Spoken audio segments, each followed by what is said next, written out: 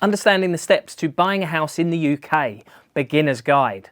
So buying a first home in the UK requires you to obtain a mortgage. There's a lot of moving parts and different processes when buying a house for the first time. And things have changed a lot in 2024, given the changes that we've had to mortgage rates, inflation and the cost of living. I'm going to break down the process of buying a home in 3 simple, manageable steps so you know exactly what to do. This is the exact process we have within our business that we take our clients through from the start of the process to the finish when they end up with the keys in their hands. There's 3 steps: initial chat, onboarding and mortgage application. So let's start with step 1, the initial chat. During that process, the client will book a free, no obligation, 15-minute free chat with me. During that booking, they will provide information that I will be able to access and assess very quickly and understand if someone can achieve what they're looking to do. The details provided are name, date of birth, employment, income details, a credit report, your ideal property budget, your current deposit and source of deposit. By having these details, I'll know if you can obtain a mortgage or not. Now let's break that down a little bit so you can apply this to yourself. Name and date of birth. I need to know this for obvious reasons. In regards to the date of birth, this is so I can determine the maximum mortgage term you can obtain. Generally speaking, most mortgage lenders will allow you to go to age 69. So if you're around the age of 40, give or take a few years each side, you're going to be able to get a 25 to 30 year mortgage fairly easily, which is the ideal term for affordability. If you're younger than that, then you're lucky. Employment and income details. What I'm looking for here is ideally a minimum of 12 months in the same type of employment. It's okay if you've been promoted to a different role, as long as your employment status hasn't changed. Lenders prefer 12 months continuous employment history. Again, it's okay to go from one job to another, but ideally that needs to be within the same industry. Mortgage lenders don't like the change of industry because the risk is much higher. You may not like the position or it may not last very long. So that's 12 months employment history without any gaps. A few days in between jobs is okay.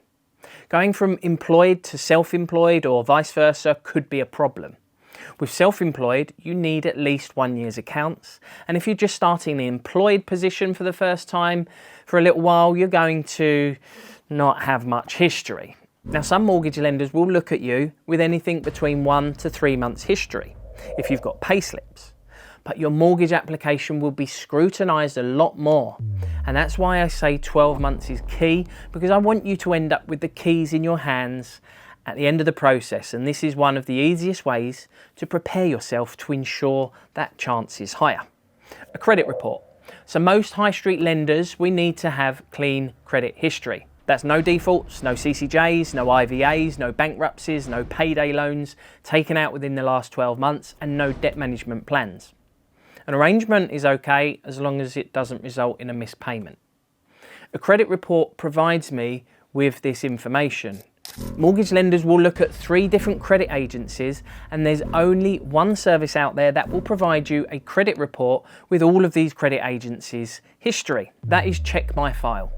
This credit report is tailored for people looking for a mortgage.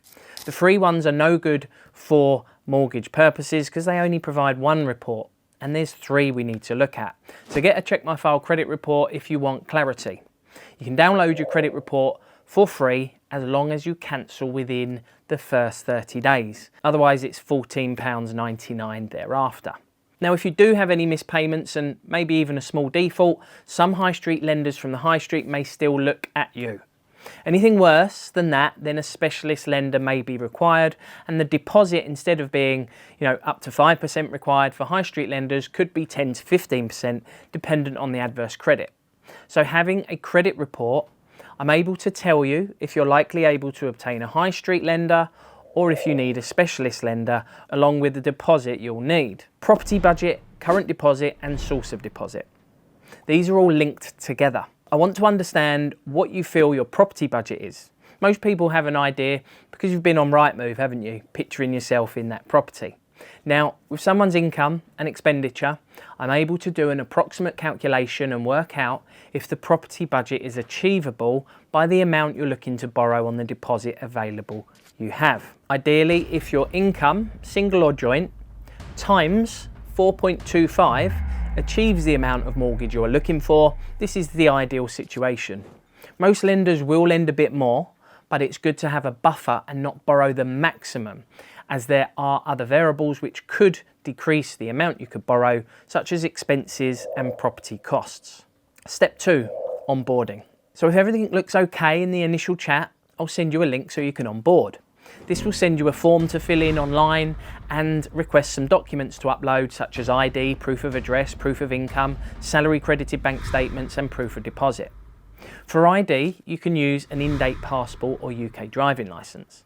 If you're an EU citizen, you need to prove your settled or pre-settled status and authorisation to work and live within the UK.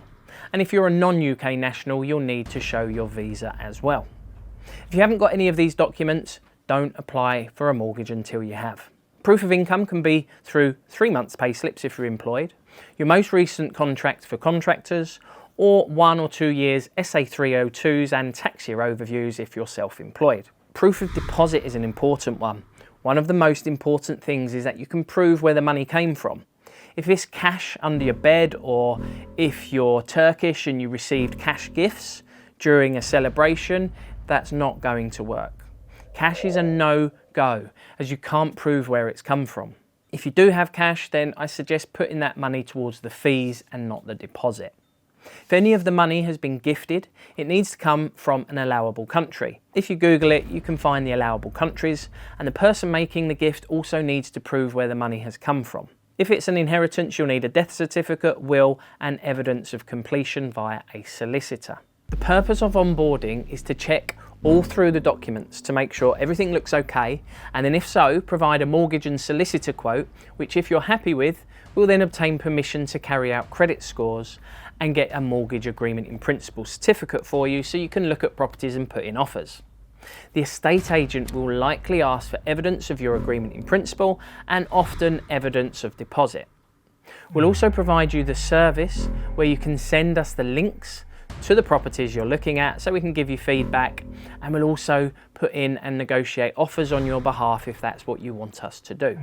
The onboarding process is essentially getting you mortgage ready. Step 3, mortgage application. So once you've found the property, the next step is to submit the mortgage. Here we'll take some extra details from you that we have not yet received, such as employment addresses, national insurance numbers, mother's maiden names, along with details of the property you're buying, the estate agent, so the mortgage lender can arrange a survey, which is also known as a valuation. A valuation must happen because the property is the security the mortgage lender is lending you the money against, so they must go to check the property to make sure it's of sound nature. We'll also take your direct debit details and confirmation of the solicitor you are using. A solicitor is also known as a conveyancer, which is the terminology for property solicitor. You'll need one of these, it's a legal requirement. They'll help you understand as much information about the property and location of the property you're buying. This is done by carrying out what is known as searches and raising inquiries during the process. You'll be sent a list of searches which will give you information. For example, is there any planning permission to build a recycling centre or those awful factory chicken farms? You'll be given information on what is known as covenants, so you can understand the land you own, which fence you're responsible for, and so on. This is so you're armed with all the information possible you need before signing on the dotted line.